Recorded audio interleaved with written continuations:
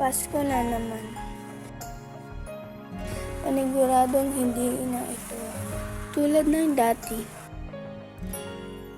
Ang dating Pasko na lahat ng tao ay masaya at salo-salo.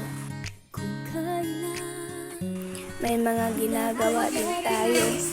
Ang mga tala ay mas nagniningning kaano man kakapal ng Bago ang pagsapit ng Pasko, na minsan ay lagi nating naaalala, sa paglipas ng panahon ay gusto natin itong balikan. Nasa ating lahat may sinagang bawat pusong bukas sa init ng mga yakap maghihilom ang lahat ng suka ang nagsinting itong ilaw walang iba kundi ikaw. Salamat sa liwanag mo muling magkakakulay. Nakakamiss din yung panahon na dadating pa yung mga kaibigan mo sa bahay ninyo upang ayain ka ng mga rolling. Kaibigan, tara, mga rolling tayo. Sige, tara. Ang ilaw sa madilim na daan pagkakapipising ngayon ay Pagkatapos sa kanan, pinag-aatian yung pera. sa malakas na araw Yung tipong ang ingay namin sa pagkanta.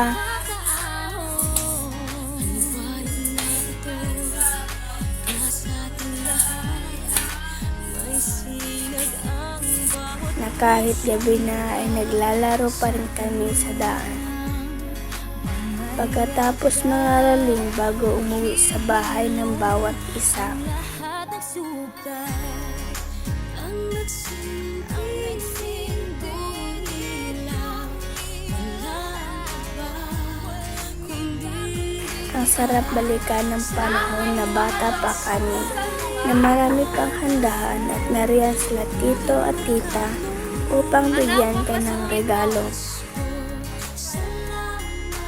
Sa halip na pilit ko pa itong isipin, hinayaan ko na lang ito. Masaya na ako dahil sa kung ano kami ngayon, na kahit wala na sila tito at tita, sila laging nagbibigay sa akin ng regalo.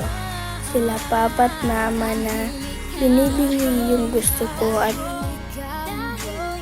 yung mga kaibigan ko. Na noon ay inaaya pa ako mga rolling.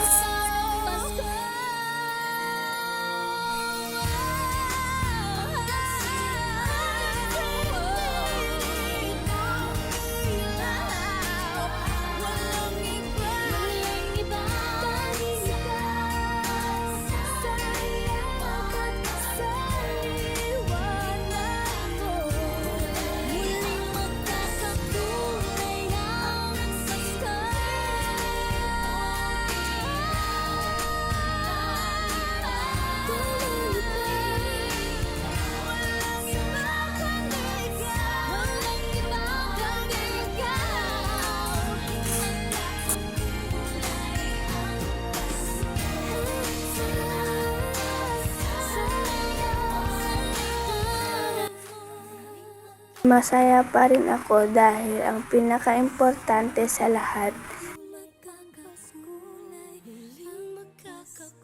ay buo at kumpleto kami nila inay at itay. Ito ang pinakamagandang regalo sa akin ng Panginoon.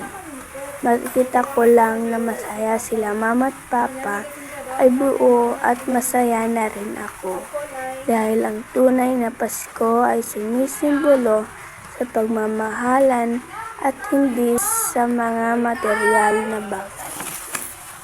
magkakakulay ang Pasko muling magkakakulay muling magkakakulay ang Pasko.